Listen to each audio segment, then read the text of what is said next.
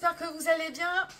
On se retrouve, pardon, comme quasiment chaque semaine pour une lecture énergétique valable de ce lundi à dimanche prochain, donc du 12 au 18 mai, avec une pleine lune qui sera effective demain, une pleine lune en Scorpion. On va faire une petite parenthèse puisque j'ai deux cartes qui font référence. Je fusionne avec l'astrologie, même si je ne suis pas astrologue. C'est voilà, un domaine qui me plaît beaucoup et je trouve que le tarot et l'astrologie sont très complémentaires. À ce propos, j'ai ouvert un groupe Facebook qui s'appelle Les Murmures de mon âme. Un groupe très intime, très sympa. Voilà, on participe, on échange. Il y a une exclusivité carte du jour uniquement sur ce groupe. Je ne fais pas beaucoup de choses encore parce que je n'ai pas encore beaucoup de temps. Mais voilà, si tu souhaites nous rejoindre, n'hésite pas, tu as le lien dans le descriptif. Voilà, je vous tenais à remercier celles et ceux qui m'écoutent. On n'est pas très nombreuses en ce moment. L'algorithme a changé, bon, j'y comprends pas grand-chose, voilà. Donc, merci de soutenir mon travail en likant, en partageant, en écrivant un commentaire. C'est rien, mais voilà, ça m'encourage beaucoup. C'est un petit peu dur en ce moment, mais on tient bon parce que, ben voilà, je crois beaucoup en ce que je fais. Et voilà, j'espère que le peu qui me suivent, en tout cas... sont intéressés et aussi. Voilà, donc on va fermer la parenthèse et on va rentrer dans le vif du sujet avec, pour commencer, alors comment dirais-je, ça va être l'énergie un peu globale qui va venir nous représenter cette semaine. Alors voilà, toujours pareil, tu prends ce qui te parle, tu ne prends pas le reste. Voilà, il y a peut-être des choses, des portes qui vont s'ouvrir. Peut-être que des choses qui ne te parlaient pas hier te parleront mieux demain. En tout cas, voilà, n'hésite pas à laisser aller ton esprit. Et encore une fois, tu prends ce qui résonne. As de bâton pour l'énergie de la semaine. Alors, on a la première carte qui introduit et la carte qui conclut. Ce sont deux as. Donc, on va être encerclé par beaucoup de potentiel. Alors, ça peut être du gros potentiel, des cycles qui s'ouvrent, ou ça peut être aussi des cycles qui ont du mal à s'ouvrir et des énergies qui sont bloquées. C'est ou énergie positive, polarité positive, on est en capacité, on a un gros potentiel, beaucoup de choses à produire, à dégager, ou au contraire, on est dans une carence. On est dans une carence d'énergie et cet as de bâton...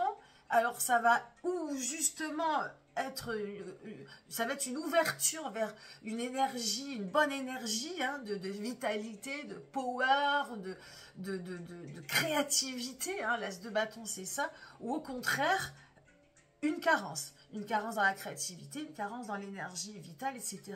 Pour ma part, la semaine dernière, et pas que, je manque énormément de vitamine D, de power, de cette énergie fragile qui te booste. Et moi, la semaine dernière, j'ai été vraiment dans le mat. Je ne sais pas si tu as suivi la guidance de la semaine dernière, mais waouh, là, ça va mieux depuis 2 petits jours, mais c'est pour moi très, en ce qui me concerne, des énergies très, très denses, très intense. Et cet as de bâton, j'espère que ça va dès demain, avec cette pleine lune, venir un petit peu nous donner de la vitalité, la vitalité qui donne de l'espoir. Enfin, après, c'est beaucoup de choses. Cet as de bâton, c'est une énergie très importante. Donc là, Santa Muerte, il va y avoir que des têtes de mort, que des crânes. Donc ne flippe pas, c'est le jeu qui est comme ça, mais dans cette belle tête de mort toute rouge, il y a des fleurs qui poussent, il y a de l'abondance, de la productivité, et j'espère pour toi que cette semaine te soit productive, abondante, créative, florissante, etc. Donc voilà, où on est dans cette ouverture-là, ou au contraire, on va être en carence. Donc on va aller voir un petit peu ce qui va venir peut-être nous galvaniser, nous sortir la tête hors de l'eau. Alors on va partir, donc il y a deux énergies directives. J'ai un petit peu modifié les cartes. On va partir du 3 de Pentacle. Alors, ce qui est marrant, je vais te présenter les deux cartes. Je ne sais pas si c'est comme ça que je dois faire ou comme ça. L'énergie de départ, 3 de pentacles, donc on est dans l'ère du taureau. Le taureau, c'est la matière, le taureau, c'est la fertilité, la lenteur, c'est nos 5 sens. Donc on a ici ce petit paysan qui vient récolter, hein, il a semé et il a des premières récoltes, hein, ça pousse tout doucement, ça prend le temps. Donc on est pour moi dans cette énergie du taureau qui kiffe, qui prend le temps, qui est dans l'instant présent, dans l'ici et maintenant, qui découvre, qui cueille, qui récolte, mais tranquille. Hein, il y a une petite pousse. Il y en a une un peu plus enfin, moyenne et une qui commence vraiment à fleurir. Donc, on est vraiment dans la progression de cette ère du taureau, proche de la terre, proche de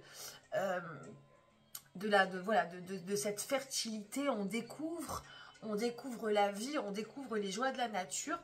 Et c'est vraiment, d'ailleurs, pour moi, en ce moment, vraiment un gros kiff de voir cette nature florissante, ces oiseaux chanter, etc. Et on est vraiment dans cette énergie de départ-là. En face, ça se corse, on a le 3 d'épée. Au début, je dis, mais... bon, j'ai découvert le jeu, hein, je tire les cartes au hasard, hein, je prends celle qui sort, je dis 3 d'épée, et puis alors vraiment, elle est... Je sais pas si tu vois là, je mettrai un filtre pour l'heure, c'est pas très... Elle est sombre. Enfin, déjà, il fait sombre, et puis la carte était vraiment très sombre. 2 couteaux dans le dos d'un squelette, l'autre qui est par-dessus. Je dis, qu'est-ce que ça veut dire? 3 d'épée, dans le tarot de Marseille, c'est un petit peu la dispersion mentale. C'est des... Voilà, on parle sans réfléchir. Hein, c'est un petit peu confus, disparate, dispersé. Bon, des fois, c'est... Voilà. Qu'est-ce que ça veut dire, en fait? Eh bien, le 3 d'épée, pour moi, ça va être l'énergie qui est en face de la pleine lune en scorpion, qui vient faire un coup d'éclairage sur notre mental, sur nos peurs, sur peut-être un sentiment de persécution, sur des trahisons, sur des choses un peu toxiques, sur ce qui ne fonctionne plus, sur ce qui est désuet, obsolète. Voilà, il y a quelque chose là ce personnage qui est acculé, épuisé, qui est down, qui représente peut-être une partie de notre mental, une partie de nous qui clairement voilà, ne fonctionne plus. Ça peut être donc des peurs, des mécanismes, des situations. Donc là, dans le 3 d'épée, on est plutôt dans ce qui concerne le mental. Peut-être aussi un petit peu une certaine communication qui ne fonctionne plus. Et on a en face 2 mêmes énergies, 3 de pentacles. Alors, ce n'est pas les mêmes énergies, c'est la même, comment dirais-je, le même degré. Le même degré, c'est du 3 et du 3. Le soleil qui éclaire le signe du taureau, qui lui prend le temps. Alors, il n'est pas encore dans une abondance, hein, on n'est pas dans quelque chose de très productif, mais il est dans l'ici et maintenant. Il a compris que c'était dans la lenteur, voilà, on ralentit, on observe la vie, on y va tranquille, on ne brûle pas les étapes. Et en face, on a ce qui fait peur, ce qui ne fonctionne plus, ce qui est également, qui va peut-être aussi trop vite. Le 3, là, il est ou dispersé, en tout cas, il n'est pas lui. En face, il n'est pas productif. Lui c'est une énergie à observer, quelque chose qui ne fonctionne plus, qui est épuisé. Alors, on est aussi peut-être dans quelque chose dont je parlais tout à l'heure, qui nous épuise et qui fait que cet as de bâton, il n'est pas productif peut-être encore pour l'heure. Il est peut-être un petit peu down, il manque un petit peu de boost, un peu d'énergie. Donc, on en est là pour ouvrir le bal de cette semaine avec cette pleine lune qui vient nous dire, bon, ben voilà, rapproche-toi de ce qui te fait du bien, rapproche-toi de la terre, rapproche-toi de ce qui pousse, rapproche-toi de ce qui vit. Et au contraire,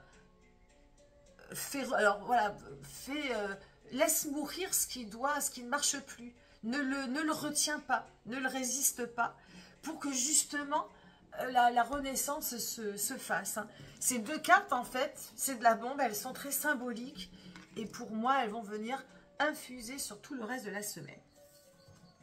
Dans le côté sentimental, alors sentimental, on parle amoureux, amical, familial, professionnel, dans le cœur.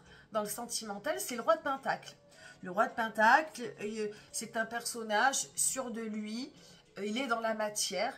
Donc là, c'est pareil, pour moi, on se réfugie un petit peu dans cette énergie globale, même si tu n'es pas taureau, on est dans l'ère du mois de mai, on est dans la matière, dans l'incarnation. Et pour moi, pour le côté sentimental, c'est plus un conseil peut-être pour la semaine, c'est vraiment d'être dans la matière, d'être dans le concret, d'être dans l'incarnation, d'être peut-être aussi dans le partage. Ce personnage, il a comme un gros trésor sous son bras, un trésor qui est prêt à partager. Hein, le trésor, il est sorti de la terre, il est là pour être vu, pour être partagé, pour être incarné. Et pour moi, dans ce côté sentimental, c'est vraiment tous les gens que tu aimes, tous les gens avec qui tu es, c'est d'être vraiment dans ce moment présent, dans ce partage de ce que tu aimes, de ce qui te plaît, même des choses dérisoires, ça peut être ton trésor, et dans ton trésor, il peut y avoir des choses futiles, des choses simples de la vie. Donc je trouve que c'est une belle représentation d'énergie globale et collective du taureau, et qui peut, voilà, amener des belles petites choses pour cette semaine. Alors, dans le côté professionnel, alors côté professionnel, activité, voilà, pas forcément, si tu n'as pas de travail, ça marche aussi, c'est le 6 d'épée. Le 6 d'épée, donc le 6 c'est l'harmonie, les épées, je te le rappelle, on est encore sur du mental, donc là on est sur, faut lâcher du lest, hein, on revient un petit peu dans l'énergie directive de ce qui fait du mal, de ce qui est toxique, de ce qui ne marche pas, de se délester de poids, de pensées toxiques, de pensées polluantes et d'un retour à plus d'harmonie, du plaisir d'échanger, du plaisir de penser, d'avoir de bonnes idées et de lâcher vraiment le négatif, de lâcher du lest. Donc ça va être observé notamment dans le travail, si tu as un travail, dans tes collaborations professionnelles, mais même dans tes activités, qu'elles soient sportives ou autres. Si tu veux prendre du plaisir, d'avoir de bonnes idées, il va falloir te séparer du toxique, de séparer de ce qui s'accroche, de ce qui te fait du mal. Hein, et puis il y a peut-être l'idée aussi d'aller vers quelque chose de nouveau, hein, vraiment tu as besoin de liberté, ton mental a besoin de liberté, de lâcher vraiment l'ancien et d'aller peut-être diriger, de te changer les idées. Hein, quand on dit se changer les idées, ben, c'est de faire peut-être de nouvelles choses, de nouvelles activités, de quelque chose qui va venir t'aérer un peu l'esprit. Donc ça va être pour le côté un peu professionnel. Et même, tu peux l'acter aussi dans ta profession, d'aller peut-être, voilà, de chercher de la nouveauté, voilà, de nouvelles idées, voilà. Je pense de prendre aussi peut-être un peu plus le large, peut-être prendre du recul sur un mécanisme qui ne fonctionne pas. Voilà, je te laisse peut-être, il y a peut-être d'autres choses qui vont venir frapper à ta porte. Santé spirituelle, la tour. Alors la tour, ça bouge. La tour, c'est de la libération. Pareil, la tour, elle a besoin de faire sortir. La tour, c'est Uranus dans le zodiaque. Il va peut-être y avoir un événement, quelque chose qui va venir un peu te chambouler. En tout cas, pour la santé spirituelle, santé spirituelle, c'est la libération. Il y a quelque chose c'est comme un bouchon de champagne à sortir. Il y a quelque chose à exprimer corporellement, physiquement, artistiquement, ou peut-être une interprétation de quelque chose qui va venir un peu bouger cette semaine, qui va venir un petit peu bouger comme ça la matrice. Alors peut-être que c'est cette pleine lune aussi, hein. La pleine lune, souvent, elle vient réveiller, elle vient nous amener des insomnies, elle vient aussi, il peut y avoir des événements un petit peu chamboulants pendant ces 3 premiers jours. Donc, fais attention à ça. En tout cas, c'est toujours un mal pour un bien. Il va falloir peut-être interpréter... il va falloir peut-être interpréter ce qui va venir, voilà, l'événement qui va venir un petit peu remuer. Si c'est pas ça, ça va être quelque chose... Je me rappelle, la semaine dernière, c'était le valet de denier. Il fallait lâcher, faire un choix peut-être, lâcher quelque chose de lourd et d'aller vers quelque chose qui t'allège, de plus léger dans la matière. Là, aujourd'hui, on a clairement quelque chose qu'il va falloir aussi libérer, hein, de manière émotionnelle, de manière... peut-être dans la matière, voilà, c'est quelque chose qui a besoin de sortir. Peut-être aussi au niveau de ta santé, alors ça peut être aussi dans la santé, voilà, du sport, une activité, ou au contraire revenir à quelque chose de plus calme. Il y a quelque chose, en tout cas, là dans cette carte, il y a c'est un labyrinthe, hein, c'est plein d'escaliers, je ne l'avais jamais trop analysé, c'est un jeu qui est assez récent, et en fait, c'est clairement un labyrinthe. Hein. Le personnage est complètement perdu. Donc, il y a vraiment un chemin à trouver, peut-être pour venir te libérer. Il y a une libération. Ouais, c'est ça, en fait. Hein. Le personnage est enfermé dans la tour. Et là, ben, il faut trouver le chemin. Trouver ton chemin pour venir te libérer. C'est exactement ça. Et c'est la première fois que je l'interprète comme ça. Donc à toi de trouver ce chemin, ou par l'interprétation d'un événement douloureux ou joyeux, hein, ou par ta propre expression. Et enfin, pour conclure sur tout ça, sur cette guidance générale, quel est le petit tips, quelle est la liaison entre le début, hein, de cette guidance qui est de est-ce que j'ouvre un cycle débordant de vitalité, ou est-ce qu'au contraire je suis en carence et comment je récupère un peu de vitalité, d'énergie? Eh bien c'est l'as de coupe, c'est aussi un as, c'est en ouvrant son cœur, en allant chercher le potentiel, en allant chercher les ressources dans son cœur, hein. Ben, c'est souvent la solution, hein. La solution, c'est l'amour que l'on se porte, l'amour que l'on partage. C'est aussi de ne pas contenir ses émotions. On a besoin d'être, voilà, tu vois, cette coupe, ben, c'est comme si notre cœur, on le portait dans notre main, on le regardait en face. Et s'il a besoin de pleurer, s'il a besoin de crier, s'il a besoin de s'exprimer, il ne faut pas le retenir. Donc c'est un petit peu la conclusion. Vis avec ton cœur, vis à l'intérieur de tes émotions, ne les brime pas, ne les repousse pas, ne les culpabilise pas, vis avec elles, et voilà, si tu as besoin de te lâcher, lâche-toi, à tout niveau, hein. Il n'y a pas de petite ou grande émotion, aimer ça fait du bien, pleurer ça fait du bien, crier ça fait du bien, donc voilà, exprime-toi, n'aie pas peur, et fais-toi confiance, et aime-toi surtout, voilà. Ce que je peux dire sur cette lecture assez riche, je te souhaite une belle semaine et je te dis à la semaine prochaine. Bye bye.